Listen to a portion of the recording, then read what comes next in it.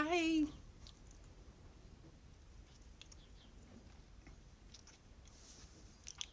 Hi.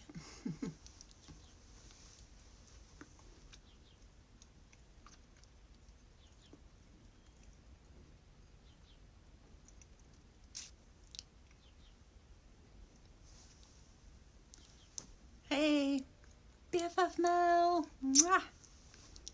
Welcome back, Maria.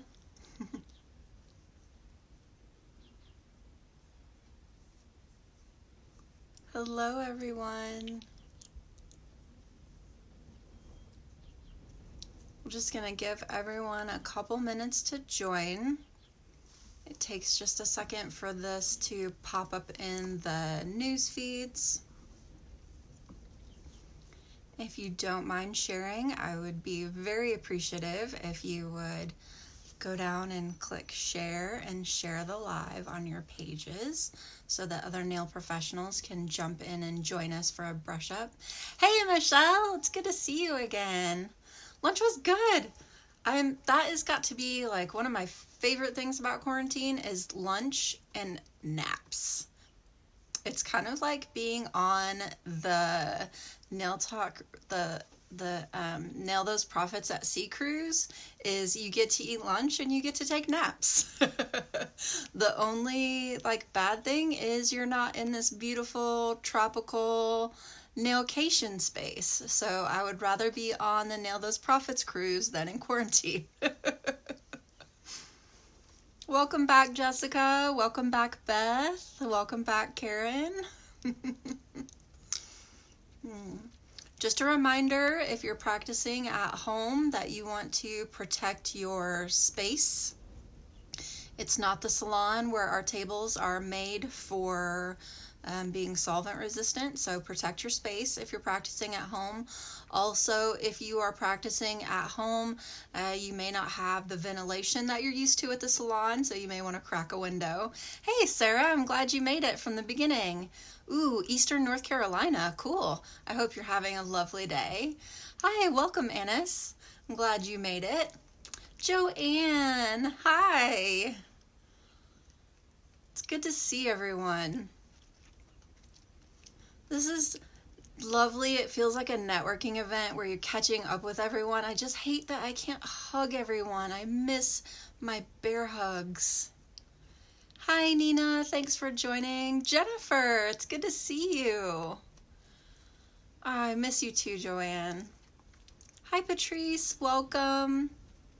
If you would, please share if you have some fellow nail professionals that you think would benefit from a skill brush up, that they've been looking for something like this during quarantine. Please share so that they can pop in with us. We're going to cover some tips and tricks for smile lines, some tips and tricks for not having that annoying little bump that grows out at the back, and a couple other fun little things that can be frustrating if you haven't done liquid and powder for a while, or if you've been doing it and just kind of need some little brush up things, because we tend to kind of get in a hurry and we forget some things, or we get into a hurry routine and we start skipping some things.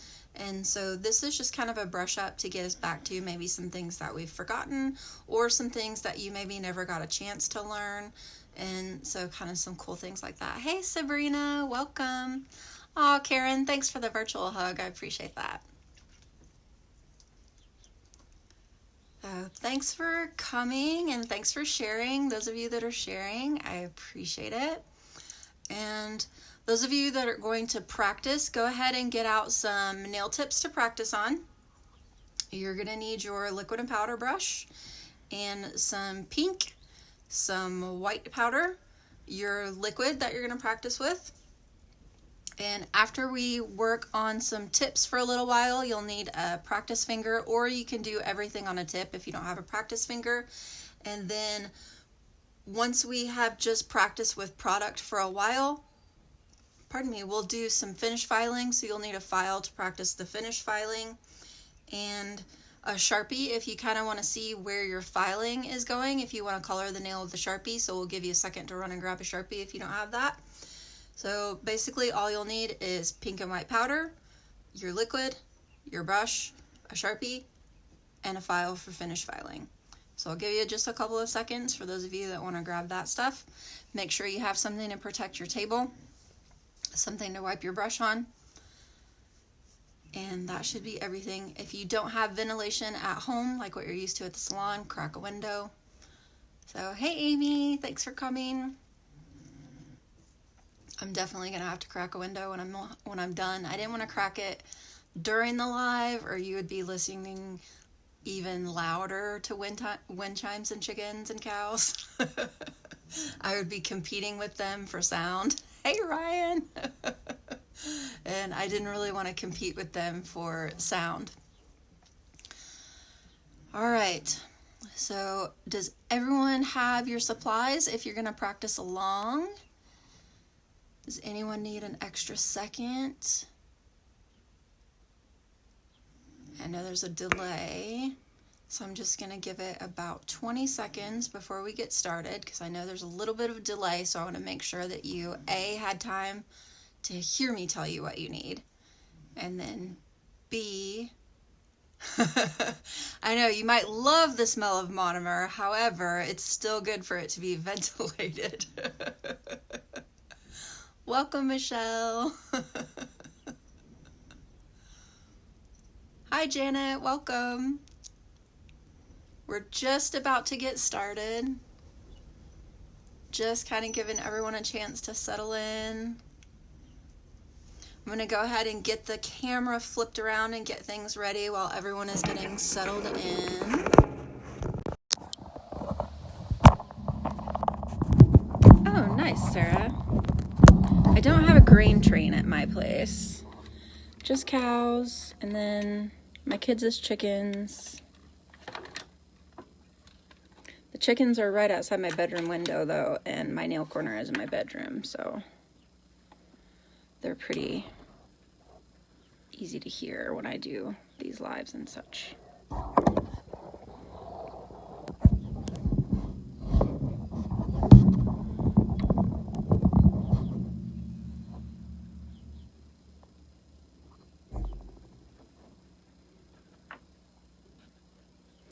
Yeah, our families are gonna definitely smell the monomer today.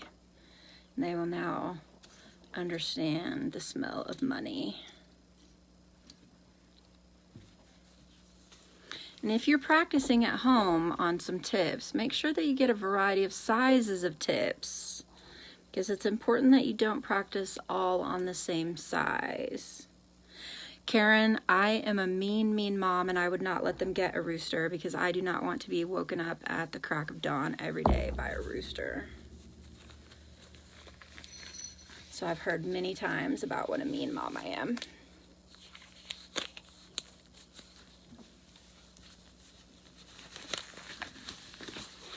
All right, is everyone settled and ready to go? Let's play with breaking down smile lines first.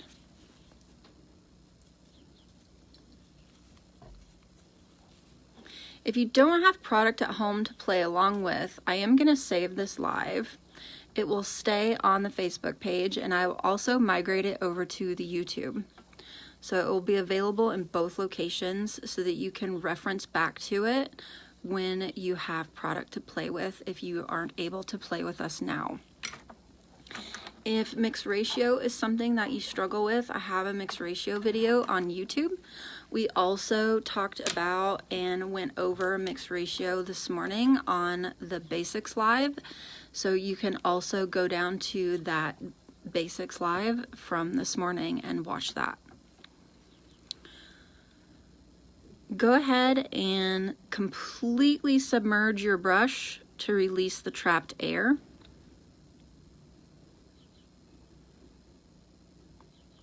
For those of you that were in the Basics Live this morning,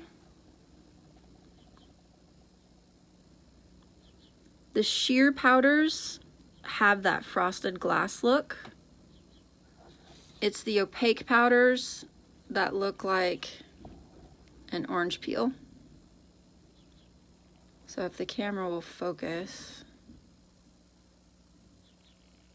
it's the opaque powders that get that orange peel look. The first thing I would like you to try is turning your nail tip to the side and turning your brush to the side and just setting your bead on the nail tip and see what it feels like to just press the bead with your brush with your nail tip to the side. Don't worry about actually trying to sculpt the smile line at this point. I just want you to see what it feels like, what your brush position is in your hand to hold it at that angle so that your white comes out like a wedge. So it doesn't matter what it looks like from the front, it's just gonna look like a blob, we don't care. I want you to see what it feels like in your hand for your brush to create a wedge. So just go ahead and put a bead of white on a tip.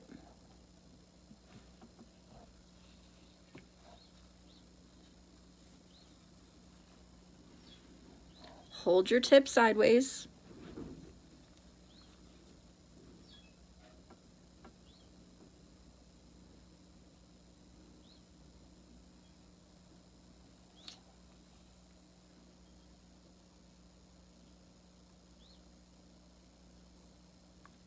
I'm using a number 10.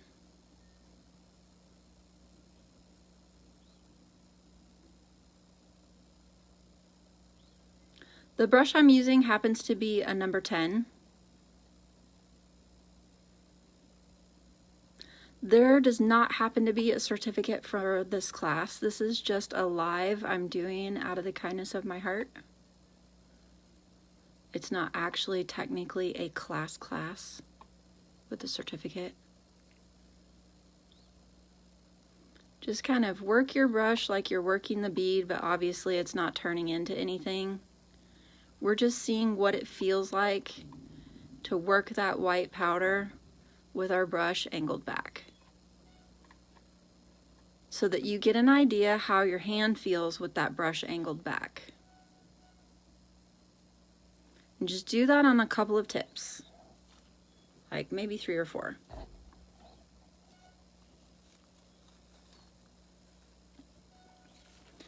I'm going to back this up just a little bit because I'm going to spin that around.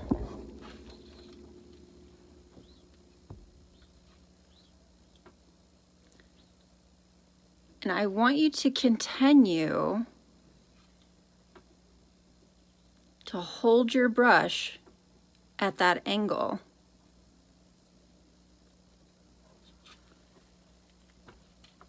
And let's look at the tip as if it were a client. Place that bead. Remember how it feels to hold the brush at that angle. And now I'm just pressing that bead and moving it side to side, remembering what it feels like to hold my brush at the angle. I'm still not really worrying about the smile line yet. I'm just remembering what it feels like to hold my brush at the angle. So I'm getting a feel for the mixed ratio. The mixed ratio feels good. It still feels kind of awkward to hold my brush back like that, so I'm getting a feel for what that feels like. This does happen to be a C&D brush. It's a Pro Series number 10. And the reason I'm using a number 10 is the way that it tapers up makes it easier to get a crisper point on the smile line.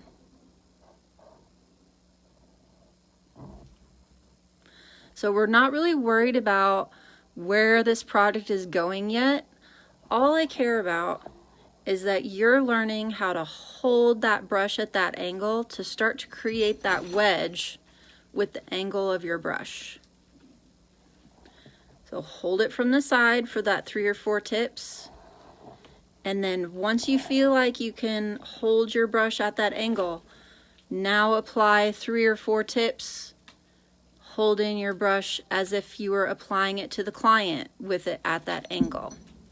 And once you think you can apply the product with your brush angled back and start thinking about the shape of the smile line, we're going to add actually doing something with the brush.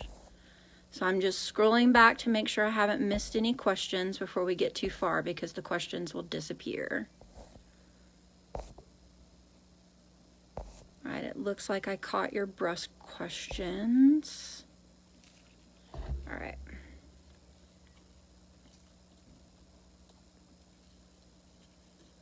And notice my tip sizes keep changing. One of the things you want to do is use a variety of tip sizes when you're practicing, so you don't get used to doing things all on the same size of tip. Because guess what? Your clients' fingers are not all going to be the same size. And if you get used to practicing on the same size, when your client comes in with that variety of finger sizes, it's going to throw you off and be really frustrating. So make sure when you practice on tips that you grab some from each of the size trays.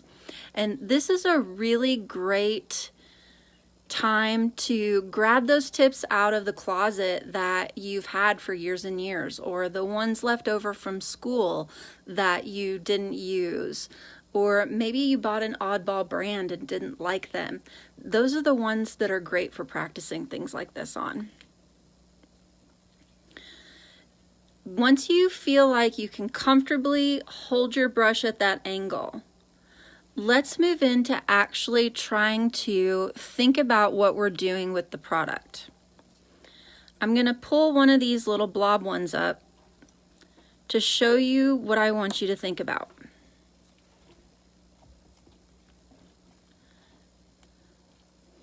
I want you to think about the fact that the tip of your brush shouldn't go past the edge of your product. So the tip of the brush shouldn't be past the edge. The tip of the brush shouldn't be behind the edge. It should be flush with the edge. So as we set the brush down and we try to work with the white, and this is only true of the smile line. So as we're pushing that white from side to side, I want you to set your brush down and make sure that the tip of that brush is always right with the edge of the white. So it shouldn't go past it. It shouldn't be behind it. If it goes past it, you're going to flatten down that edge, and then we won't end up with that little wedge that we would like to have. If you come behind it, you're going to end up with that little trench. And some of you may have had that little trench, and you end up with this strange little gray area when you finish the nails. You have this little gray area that you can't seem to get rid of that shadow when you finish file. And the reason you can't get rid of that shadow is because you've got pink product coming over a divot in the product that you created with your brush when you dug it in by setting the brush down behind the product.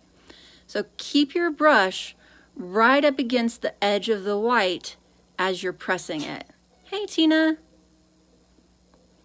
So let's go in and scoop up another bead of white and think about the brush coming up against the edge and being angled back all at the same time.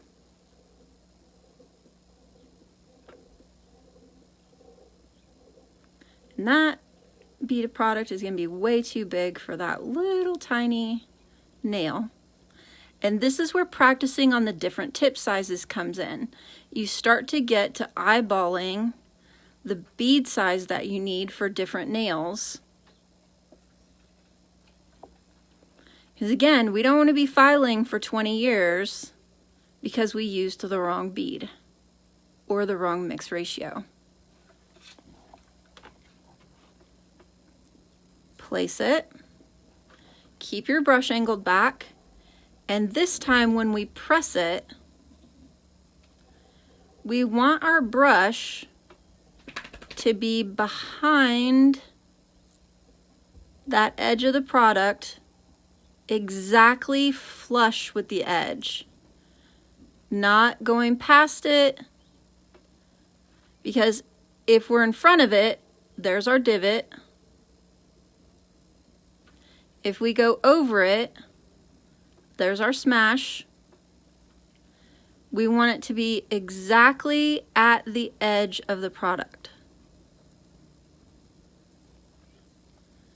So if you come right in front of it, See your divot?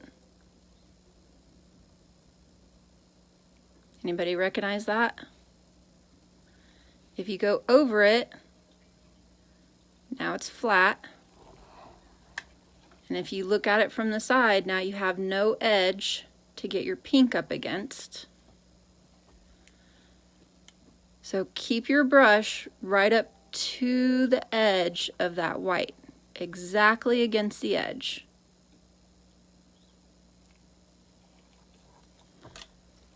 Let's do another one.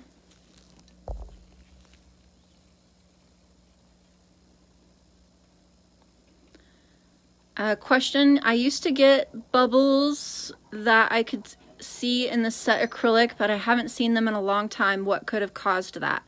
A lot of times bubbles can come from overplaying with the product, as well as from your mix ratio being too wet.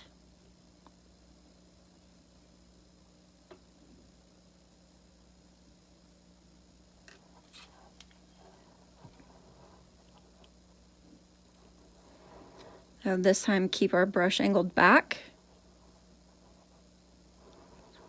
and keep it level with the edge of the product.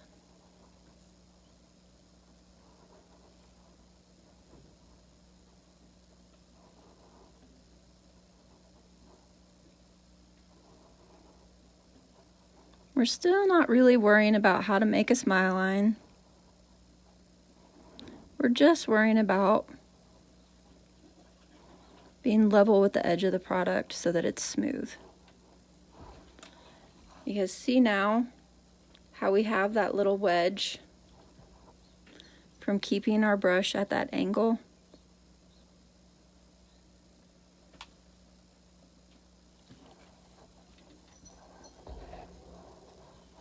Now let's try to actually think about how to make a smile line.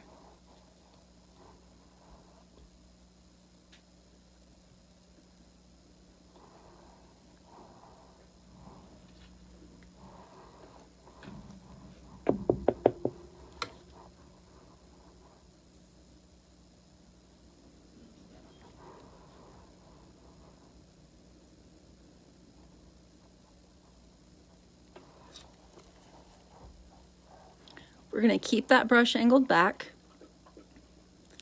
place the product, press, start going straight up for the corner from the center, turn the brush to the side so that you're using that tip of the brush to create the corner. And what problem do you already see? This bead was too big for this nail. So I'm gonna fight this to get a good smile because there's too much product. So I can keep fighting it and keep fighting it and keep fighting it. And if I keep fighting it, what's gonna happen?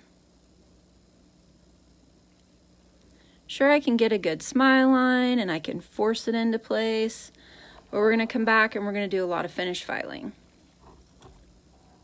The better option would have been to go, oh wow, that's too much product on my brush, and wipe it off and grab another bead.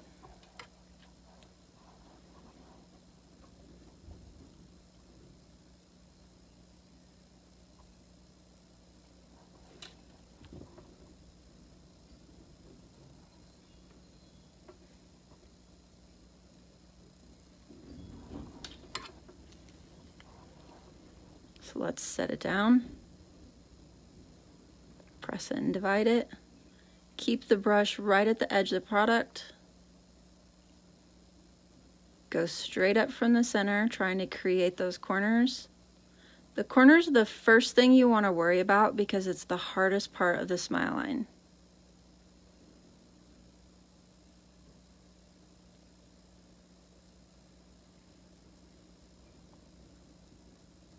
And even though you're kind of thinking in the shape of a V, it will end up in the shape of a U, so don't stress it.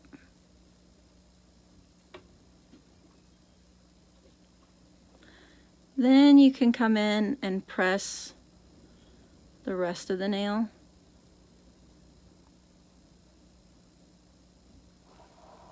I'm gonna have to do one of these where I'm actually looking at what I'm doing instead of trying to look at it sideways.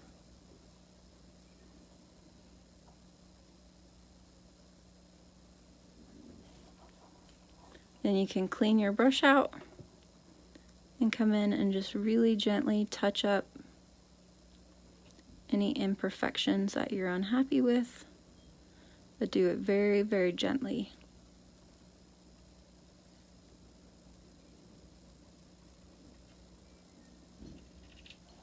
And when you look at that from the side, you should have your nice wedge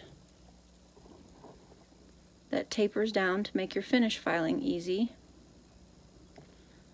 And then you should have that nice spot that your pink butts up against so that it starts to create the arch, but also so you have a nice different, crisp difference between your pink and your white. Is there a different way to do a smile line? Absolutely. You can do the reverse method, which is where you do your pink first, and that method is generally something you see more for extreme nails.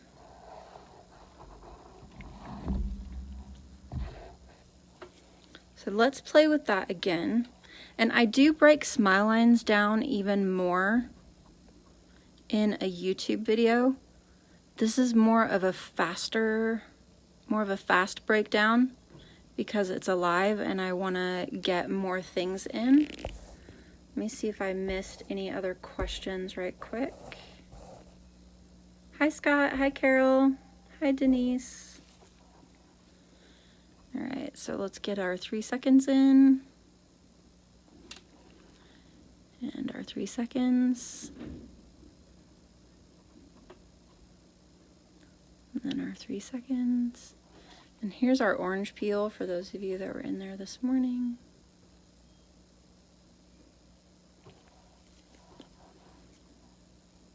Place that.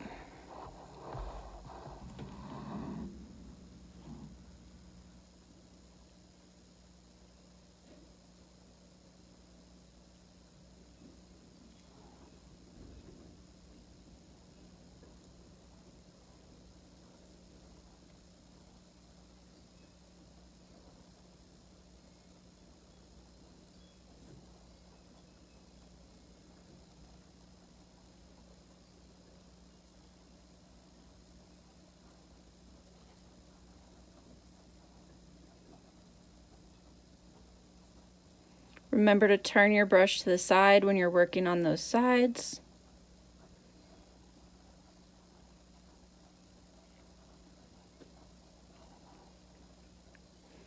And then press that product down into the corners and smooth.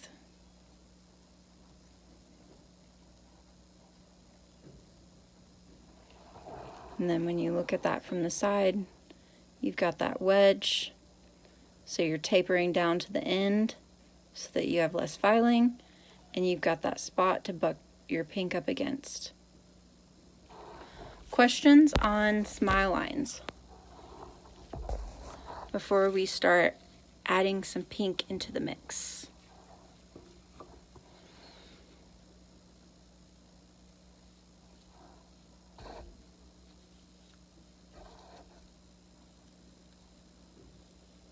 I know there's a little bit of a lag, so I'm going to give you a couple of seconds in case you have a question before I start applying to this next one.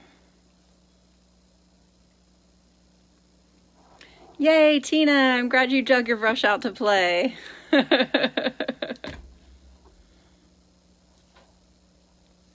Smile lines have always been a huge challenge for me. I definitely have to practice and practice and practice. And if I know I'm going to be doing them on a client, I definitely have to put a couple hours of practice in the day before.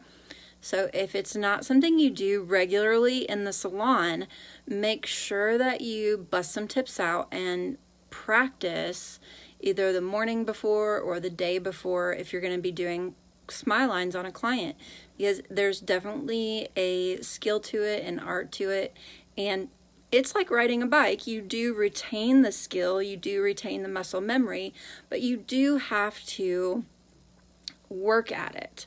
And there are instances where someone's job that they do or someone's lifestyle and activities, they can wear the white off of a gel polish, for example, and so they need that liquid and powder to be white all the way through, and so that service does benefit them. So it can behoove you to have that in your repertoire of skills. So just kind of keep in mind that if you don't offer it all the time, it may be something that you have to practice ahead of time if it's something that you offer on your service menu and it comes up on your schedule, but you're not used to doing it all day, every day.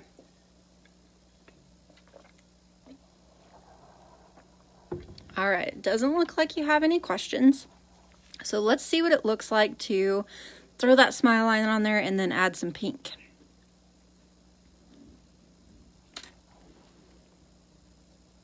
Yes, Shar, I will save this and I will also upload it to YouTube, so no worries that you've missed some. All right, I could tell that mix ratio was off because it wanted to fall off my brush. So we're just gonna scrap him.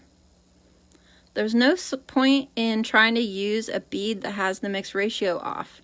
However many cents you think you're saving by using that bead anyway, think about the dollars that it's costing you to fix a nail that is cracked or broken or lifting because the mix ratio was wrong.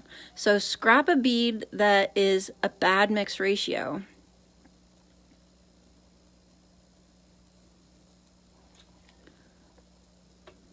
One, two, three.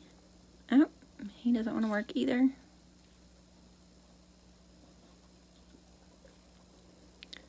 One, two, three.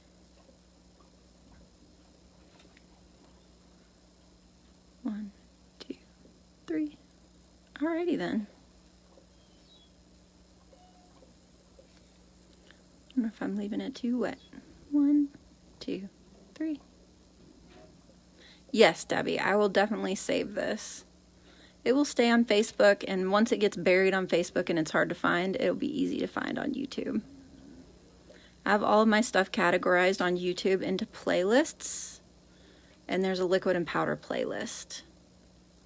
So can you guys see the powdered sugar look? Is it focusing on that well enough that you can see it? When it's got that powdered sugar look, it's too dry, and you absolutely 100% do not want a bead that's too dry as your smile line bead, because you want that full 2 or 3 minutes of playtime.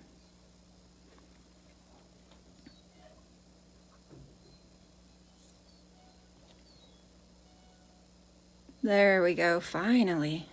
Thought I was never gonna get a good mix ratio. Press it, start going straight for the corners.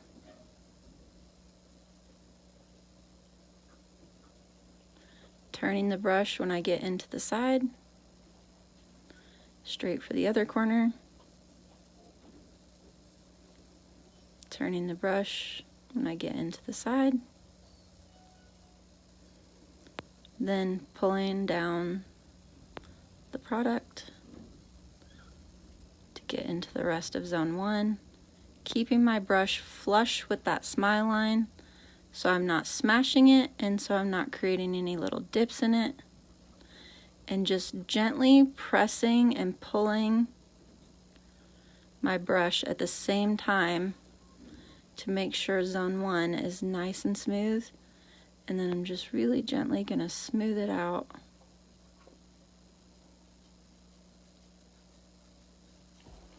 Clean your brush out really, really well.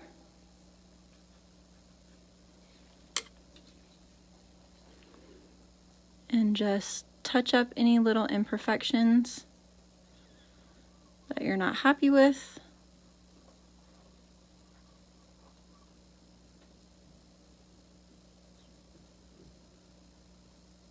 And really, really gently touch them up.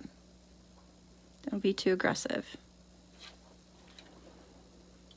and go into your liquid. Oh, Rachel, I would love to teach you. Grab your pink.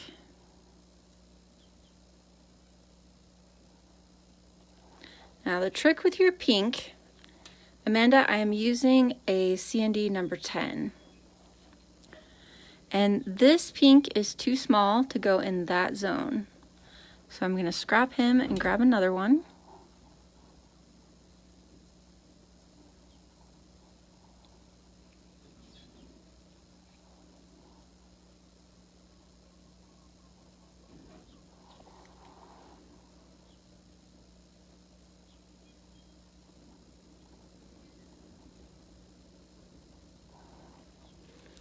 That looks much better. Put your pink just slightly away from the white. See that little space?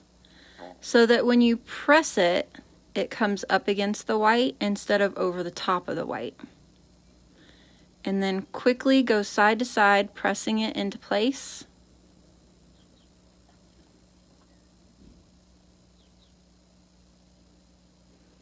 Feather it at the back so that zone 3 will be smooth. Remember to turn your brush when you're working on that side. And then gently smooth it over.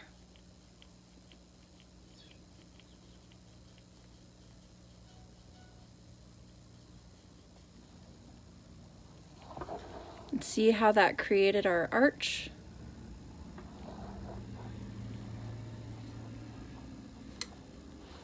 Let's grab zone 3.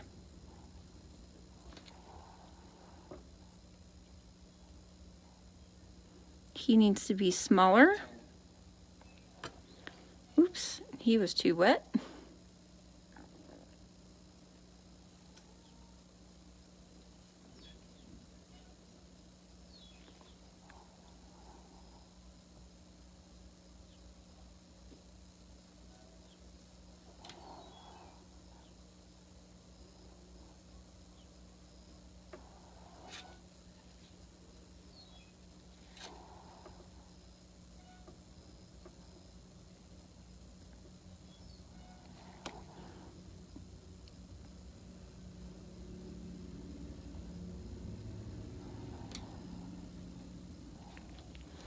Put zone 3 in the back of zone 2.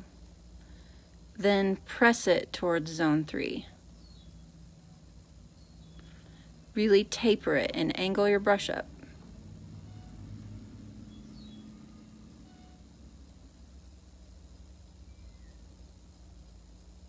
And then smooth it forward.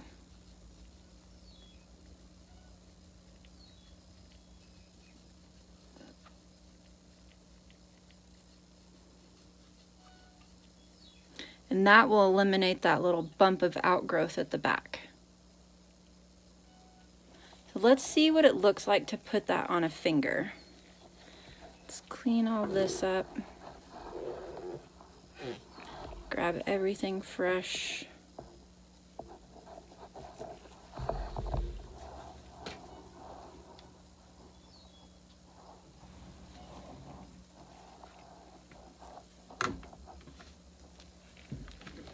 I'm going to scroll back quick and make sure I haven't missed any of your questions.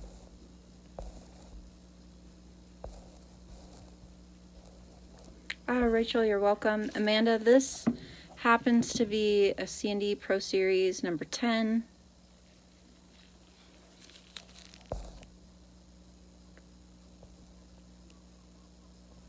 Yeah, it will be nice to get back in the salon and practice. Tina, sometimes you can kind of put your brush in liquid and train it back into a shape and store it. Sometimes that split down the middle is permanent, and you do have to replace them. The trick is to store them flat and covered so that hopefully those things don't happen to them.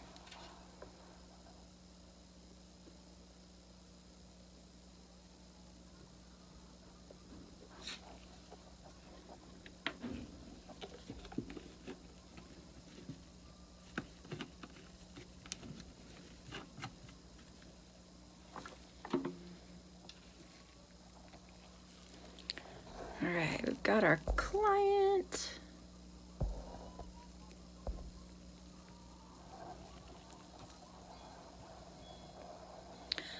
Rachel, we could actually even do a private video training. I do video trainings for people that are not able to travel to me. So that is an option. If you want to discuss that, just private message me.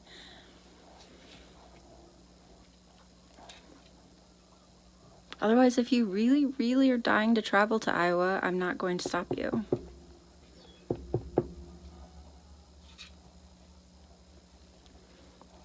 I absolutely can show you which liquids and powders these are. I'm using Retention Plus liquid.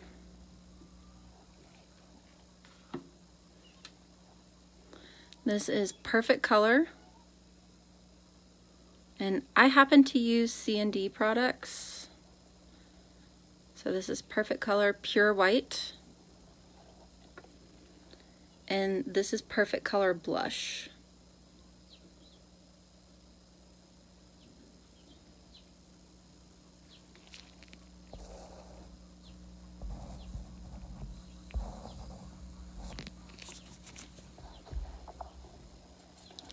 Now, if you are really out of practice, something that you can do to practice your smile lines that would absolutely not work on a client. Are you listening to me? This trick does not work on a client. If you do this on a client, your nails will most likely break at the smile line. Are you listening? Everyone show me a hand, like a thumbs up if you're listening. Do not do this trick on a client. Thumbs up if you're listening. I want to see the thumbs up. I know there's a delay, so I'll wait a second. Do not do this trick on a client. Everyone show me thumbs up that you're paying attention.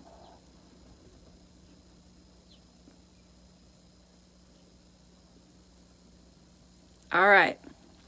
So, if you are needing to practice your smile lines, if you've gotten out of practice and you just need to get back in the hang of how they should work, how you should lay them when you're sculpting.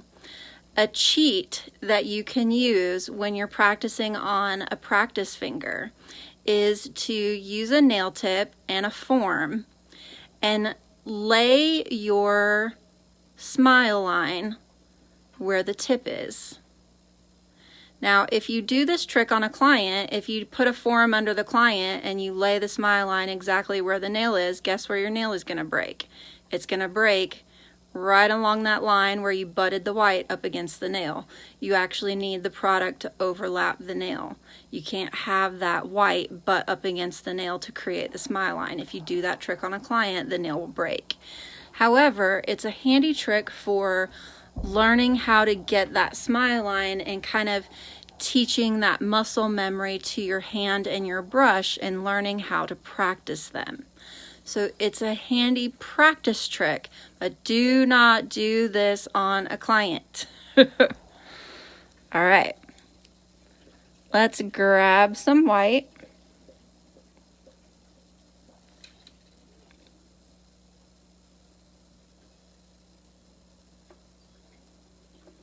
Make sure the mix ratio looks good. Make sure the bead is good enough size for the nail. Set it down and start pressing towards the corner, turning my brush.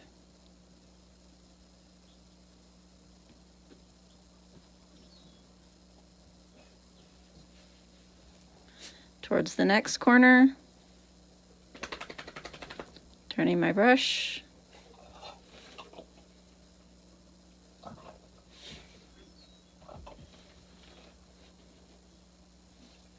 Smoothing out the white, pressing it down. The shape is not as important as the smile line. It's easier to file the shape and you can't file the smile line. So come in and fix the smile line before you try to press the nail into shape. Kind of tweak your smile line a little bit where it needs it.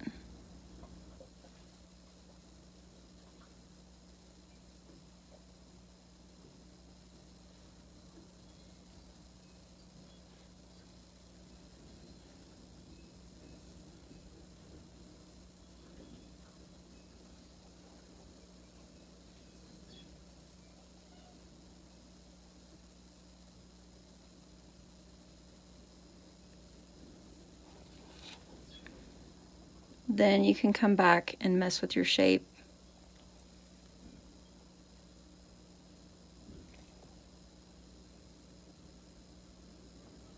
And push and perfect it where you want it. Now see how that little trick made it easy for you to eyeball where you wanted to put that white. So what that trick does for you is it really makes it handy to teach yourself how to eyeball that white placement. Now, the downside of that trick is, see how we don't really have a lip for our white. So we do have to come in and lay the white a second time to actually build it up to use it. So you get that muscle memory practice twice. So I guess the trick is beneficial in that you have to practice the white twice. But just keep in mind, this trick is not to be used on clients. It's only for practice. Jessica, I did get the power back.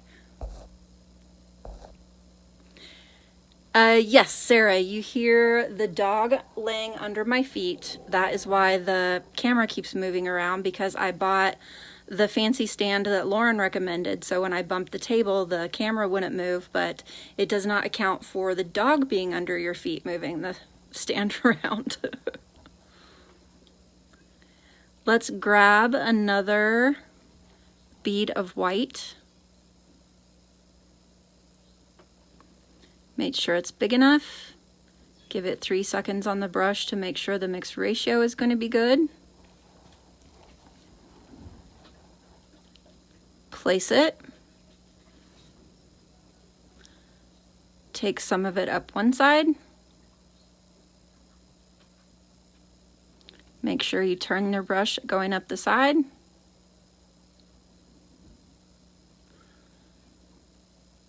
Go up the other side. Make sure you turn your brush going up the side.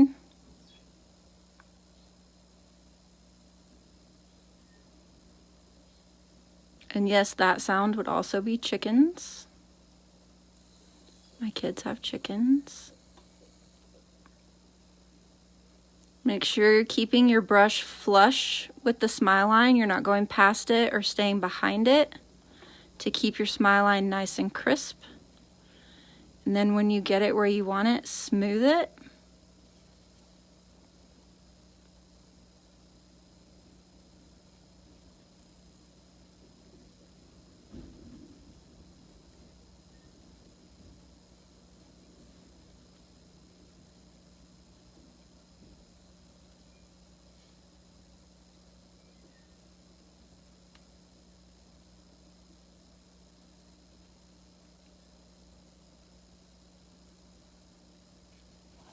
Clean your brush out really, really well.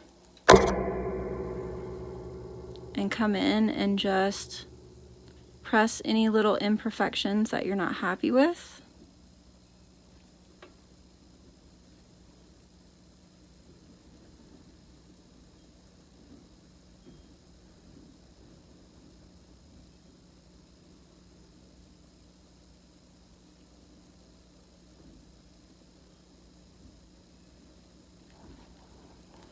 And another reason you don't want to do this on a client is because when you build up in 2 layers, can you see that you can kind of see those double layers? And that would show up unless you really were careful to meld those together. So that's another reason we don't do this on a client. But now see, we have our nice little wedge to bring our pink up against. And it's also tapered down, so we have less finish filing. But see how practicing the smile line using that little trick just gets you used to practicing in that method. It gets you used to that muscle memory of going in that shape. You don't have to overthink, oh my gosh, where do I put it? Oh my gosh, how do I move my brush? Oh my gosh, which way does it go? It just kind of takes that overthinking, because a lot of us overthink the smile line and make it scary. So by taking that overthinking part of the smile line out, you can practice it without the overthinking and kind of get familiar with it. And then you take the trick away and you're able to practice it because you've already gotten familiar with it, and it's a little less scary to practice. I actually got the practice finger in Australia.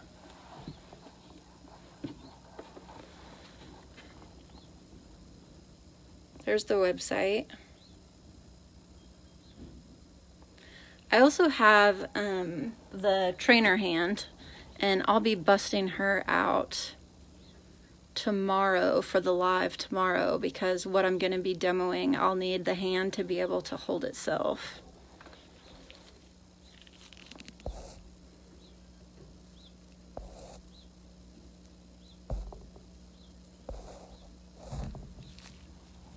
And let's grab the pink.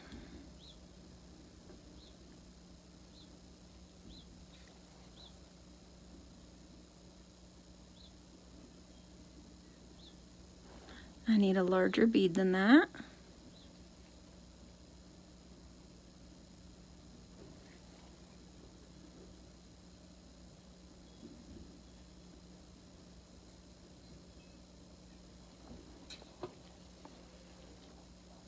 So remember, we're going to place the pink just a little ways away from the white so that when we press it up against the white and not over the top of the white.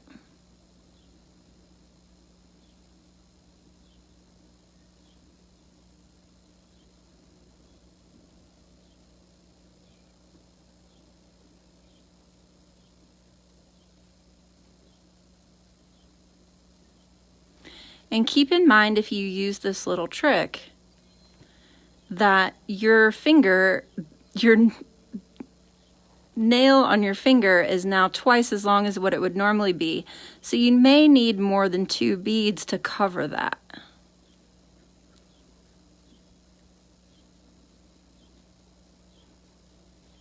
We're going to smooth it out.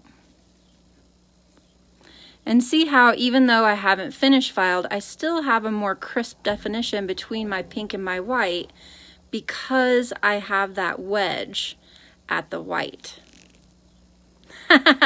Yeah, Tina, when your brush acts like you're trying to work with a fork, it's definitely time to replace the brush. That's so frustrating. Oh, Paige, welcome. I'm so glad you made it. It's nice to see you.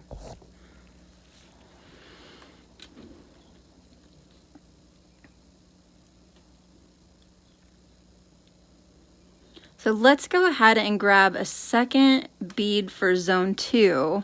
It doesn't need to be quite as large as the first one. However, we don't want it to be as small as our zone 3 bead would be.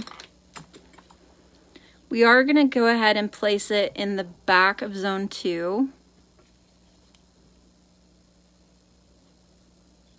And taper it like we would the zone 3 bead.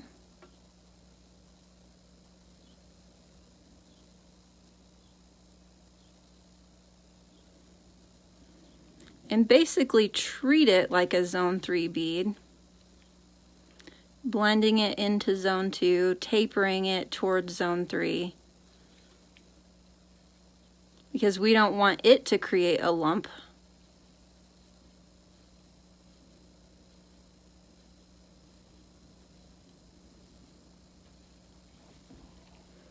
We just needed it to extend back a little further because we have an extra long nail bed since we used that trick to practice our smile lines.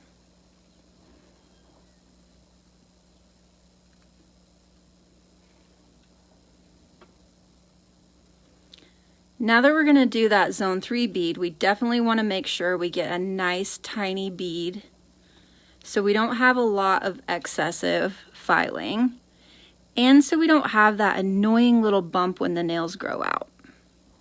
So nice tiny bead, set it in the back of zone 2, and then press him down. Let the brush get ahead of it a little bit so that you're tapering the product completely down so that there's no ledge whatsoever when that nail grows out. Your clients shouldn't be able to tell that their nail is grown out other than the differentiation in shine or color. It should be completely smooth back there.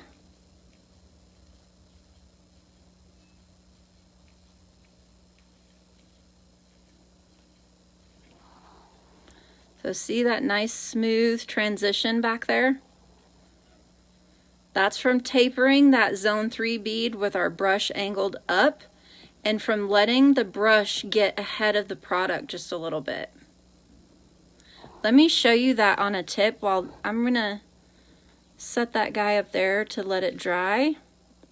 And while that dries, let me show you what I'm talking about with that zone 3 product on a tip from the side, because I really want you to understand that, because if you can eliminate that little bump out at the back, it really helps eliminate lifting and makes your rebalances a lot easier.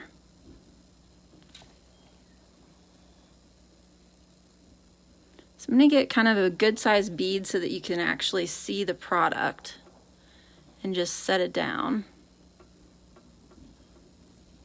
So when I say get your brush ahead of the product, what I mean is see where my brush is?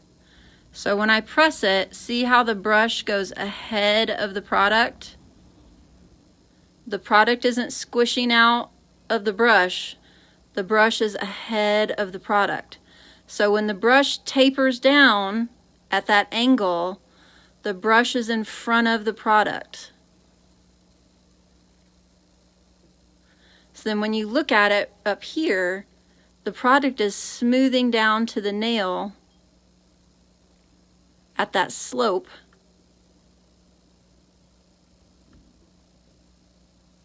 And when you look at it from the side, the brush is smoothing down to the nail at that slope.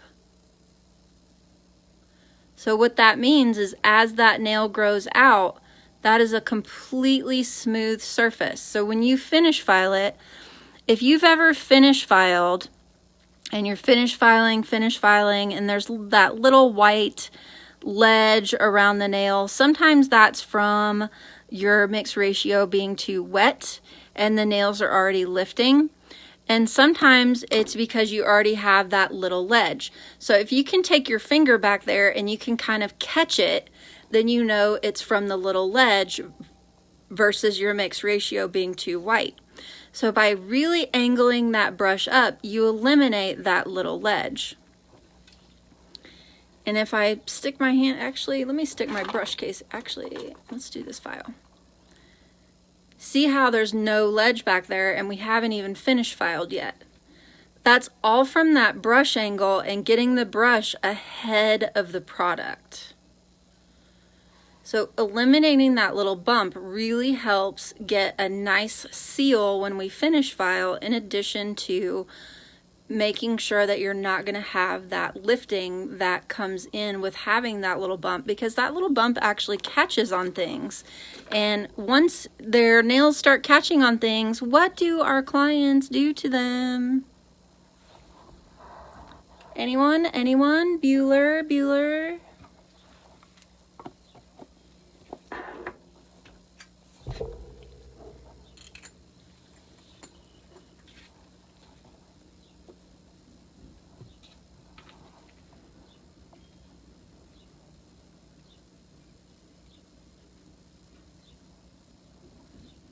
They pick at them. Exactly. And once clients start picking at their nails, they're now causing more lifting. And in addition to picking at them and causing lifting, they're also causing surface damage. And by causing that surface damage, they're damaging the foundation. And in damaging that foundation, they're making it less likely that the next time we put product on the nails, the product is going to stick the way that it's supposed to. So let's take the form off of here. Yes, I agree, Debbie. Anything that minimizes filing is a good thing. This filing is not fun. And even now that I have my adorable little Koopa Mani Pro that is all blinged out by the Crystal Ninja, I still don't like to file. So this is clicking, so it's all nice and dry. And that's one thing when you're doing practice nails. If you want to make sure that it's dry, you can just click it with an orange wood stick. If it clicks, it's ready for you to practice your finish filing. One thing that's really important if it's fresh liquid and powder is to use a 180 grit or higher, because if you use something lower than a 180 grit, you can actually scratch it hard enough that you can leave grooves that can lead to micro cracks. I'm going to back the camera up just a little bit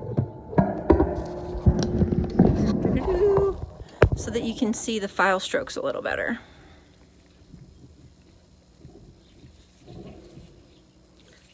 We're going to start off with our sides.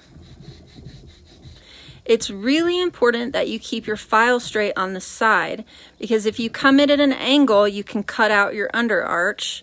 Also, if you come in at too much of an angle, you can cut out the corners of your smile. So it's really important when you're doing your side walls that you're truly just taking off any side bulk and that you're only coming to the side wall and not coming beyond that. So if I set this file here, can you kind of see that gap? Let me turn it to the side. See that alignment where it's kind of just a little bit bumpy out here? I just want to make that straight.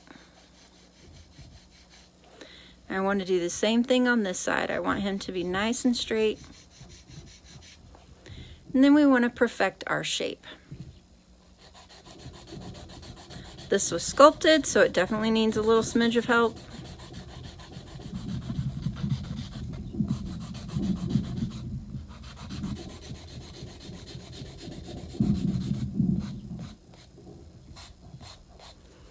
And then we're just going to use a simple around the clock method, starting off with some counterclockwise rounded strokes on 1/3 of the nail. Finish filing in the same order and the same method from nail to nail will give you a consistent finish.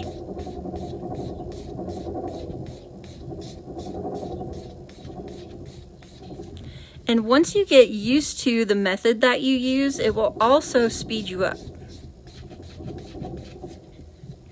Can you see the difference from that side of the nail to the other one?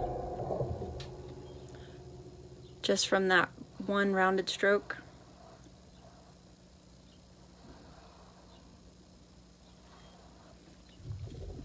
We're going to come over and do the opposite on this side.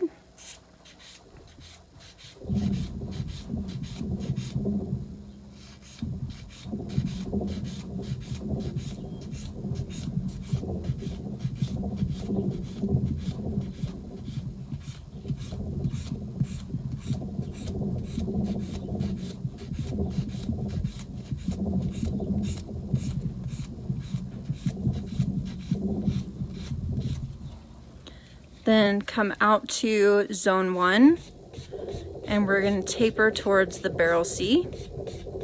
Make sure you're doing this in a rounded stroke. So I'm literally kind of coming around in a curve across the edge of the nail all the way across to make sure that's rounded.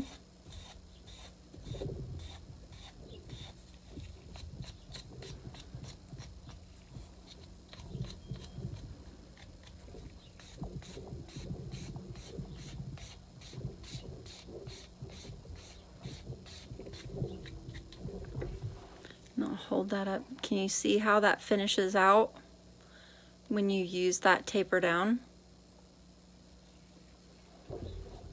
When we come around and finish, now we're going to break the nails. We did thirds this way, now we're doing thirds this way. When we come around and finish back here, stroke one way to this side and then stroke one way to this side, because if you go back and forth at the skin back here, it's going to be much more likely that you cut that skin. So go in one direction on one side and then switch directions to do the other side.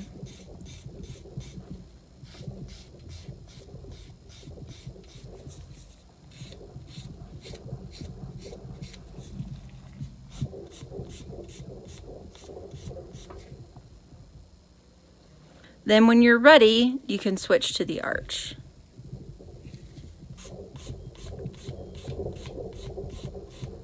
I'm just very gently gonna blend the arch into the rest of the nail.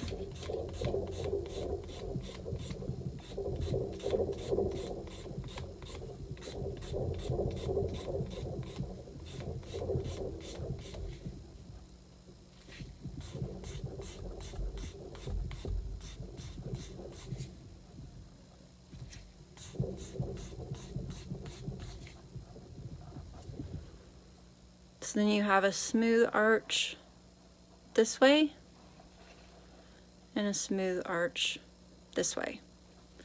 Then you can choose to buff it to a shine. You can choose to put your gel top coat on it. You can choose to do your gel polish on top of it, whatever you're the most comfortable with. Do you have questions? Could you use any troubleshooting? Those of you that are at that skill brush up level on your liquid and powder, are there some questions that you have for troubleshooting or things like that? A lot of troubleshooting for lifting comes down to prep, so make sure you're doing very meticulous cuticle work and that you're removing the shine completely. And it also comes down to mix ratio. So if you're struggling with mix ratio, I have that video on YouTube, and then we did a little bit of mix ratio on the video this morning. But if you need mix ratio to be extremely detailed, I will put the YouTube video link in the comments below so that you can easily find that. And let me scroll up and see if I missed any questions while I was finish filing. Hey Tiffany. Thank you, Karen. Yes, I hope that practice trick with the smile lines helps you. A lot of times it is helpful to have kind of something that takes your mind off of the stress of thinking about where the smile goes, so that you can just focus on the technique of doing it. Just remember not to do that on a client. That is only for practicing. Oh, yay! Virtual bear hug back at you, Joanne. Yes, there are, hey Sylvia, Jose, mwah. Yes, there are lots of instances for clients where it is helpful to be able to actually sculpt the white. You know, if they have a job or a lifestyle activity where they can wear the whites off of their gel polish, it's so helpful to be able to sculpt that white in. And if liquid and powder is not something that you can offer because of the smell in the salon, if you're in a spa environment, or if your salon is in your home, or if you're mobile and doing services in their home, then in the Breeza gel, in the hard gel skill building live that I did, then we did white sculpting and broke it down just like this. So that is another option for you as well. Oh, Rachel, you're very welcome, and I'm excited to meet you someday as well. You're welcome, everyone. If you don't have any more questions, I will let you go. Thank you so much for taking the time out to join me. Tomorrow's live is something new and weird. I'm actually going to unbox. I ordered the nail tips in a box from Wildflowers. I'm going to unbox them with the base gel I ordered to go with them that's mentioned on the description. I'm gonna watch some videos tonight on how to use it, and tomorrow I'm gonna unbox it and learn how to use it live. And so you can watch it and watch me make mistakes and watch me fumble through and figure out how to learn how to use it live and learn with me. So let's learn together. Thanks for joining me. It's been so much fun having you. Thanks for your questions. And as always, don't hesitate to ask questions anytime. That's what I'm here for. And everyone, please be safe. Mwah.